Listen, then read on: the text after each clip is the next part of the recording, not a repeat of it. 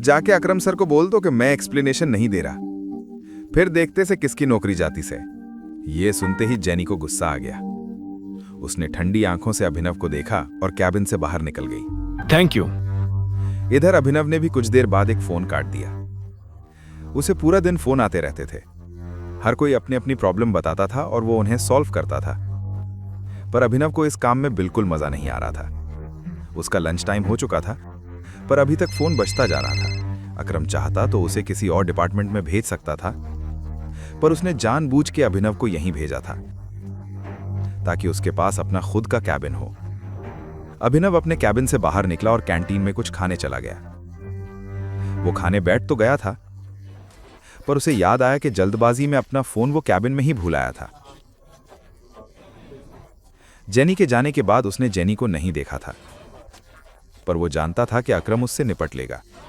खाना खाने के बाद जब वो अपने कैबिन की तरफ जा रहा था, तब अचानक उसे कामिनी नजर आई।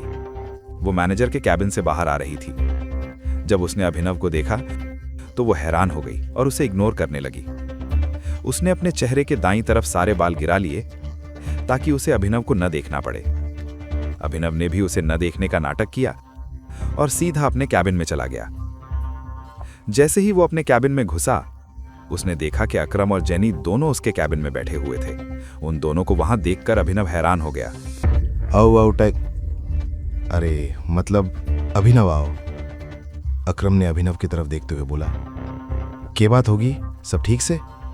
तने कुछ चाहिए? अभिनव ने पूछा। वो ऐसे नाटक कर रहा था जैसे उसने कुछ भी ना पता हो।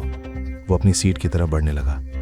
अकरम ने बोला, अभिनव, तने और जेनी के बीच जो भी हुआ था उसके बारे में जेनी ने मुझे सब बता दिया है। मैं इसी बात पे इसे डांट रहा था और मनने लाग रहा से कि अब इसके घर जान का टाइम आ गया से।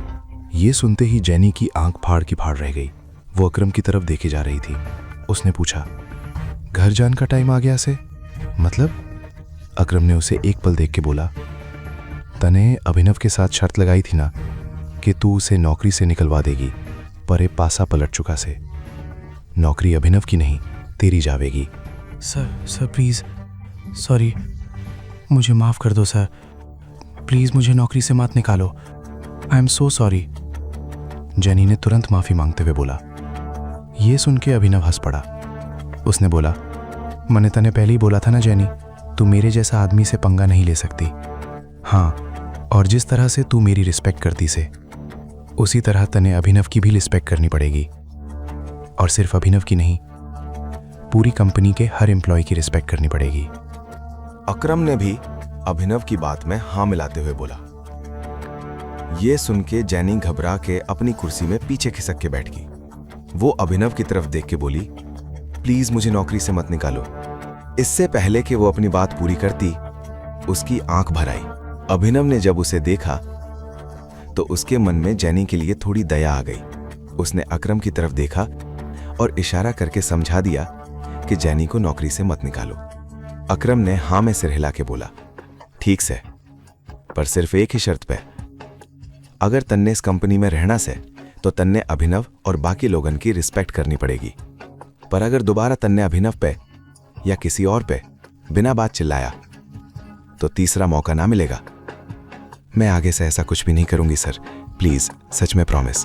जेनी ने भीगी आंखन से अकरम की तरफ देख के बोला, और हाँ, एक और बात याद रखियो, इस कैबिन में जो कुछ भी हुआ से उसके बारे में बाहर जाके अगर तन्ने अपने बॉयफ्रेंड ते भी कुछ बोला तो मैं बिल्कुल बर्दाश्त ना करूंगा। मैं किसी से कुछ नहीं बोलूंगी, प्रॉमिस, ठीक से? अब तू जा सकती से, अकरम ने बोला। जेनी उठ के वहां से चली गई। उसके जाते ही अकरम ने अभिनव ते बोला, कसम ते घनी बड़ी हेडेक से ये लड़की। अच्छा, लड़की याद आई, मने तन्ने ऑक्शन के बारे में बताया था ना। आज ऑक्शन होने आला से और अलाइना भी आवेगा। अलाइना का नाम सुनते ही अभिनव के लौंगटे खड़े हो गए। बलराज पहले ही अलाइना के बारे में इतना बता चुका था कि अब अभिनव उससे मिलन के लिए बेताब था। अभिनव ने बोला, हाँ, हम भी ऑक्शन में चलेंगे। अकरम बोला, हम नहीं, सिर्फ तू। मैं आऊंगा, पर तेरे साथ नहीं। हो सकता से मेरे साथ चलने से तन्ने दिक्पाल सिंह रावत भी मिल जाए। दिक्पाल सिंह रावत का नाम सुनते ही अभिनव की आंख बड़ी होगी। वो अपने दुश्मन से जल्दी मिलना चाहता था। तब अकरम ने बोला, दिक्पाल से ज्यादा अलाइना से बच के रही हो। She is sweet poison. तन्ने ले जान खातिर मन ने अपने एक आदमी से बात कर ली से वो तन्ने मेरे रेस्टोरेंट से पिक कर लेगा। और हाँ, ये वीआईपी कार्ड अपने पास रखियो। शहर के सारे बड़े लोगन के पास ये कार्ड्स है। कोई तन्ने परेशान करे तो बस ये कार्ड दिखा दियो। अभिनव ने कार्ड लिया और ध्यान से देखने लगा। कार्ड के नीचे एक छोटा सा टाइगर बना था। अकरम ने बोला, जिस दिन लोगन ने ये जान लिया कि असली टाइगर तूस है, उस दिन लोग तन्ने भगवान की तरह पूजन लगेंगे। ये सुन के अभिनव के चेहरे पे मुस्कान आ गई और उसने कार्ड जेब में डाल लिया। ये बाकी क्या होगा जब अभिनव मिलेगा अलाइना से, और कि आज वो अपने दुश्मन दिक्पाल ने देख पाओगा। पूरी कहानी सुनने खातर डाउनलोड करो पॉकेट FM ऐप इब्बे। लिंक नीचे डिस्क्रिप्शन में है।